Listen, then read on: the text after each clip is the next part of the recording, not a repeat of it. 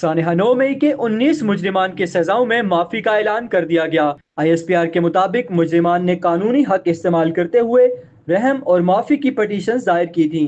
مجموعی طور پر 67 ملزمان نے رحم اور معافی کی پٹیشنز دائر کی۔ 48 پٹیشنز کو قانونی کارروائی کے لیے کورٹس آف اپیل میں نظرثانی کے لیے ارسال کر دیا گیا، جبکہ 19 مجرمان کی پٹیشنز کو خالصتاً انسانی بنیادوں پر قانون کے مطابق منظور کر لیا گیا۔ دائر کی گئی دیگر رحم کی پٹیشنز پر عمل درآمد مقررہ مدت میں قانون کے مطابق کیا جائے گا۔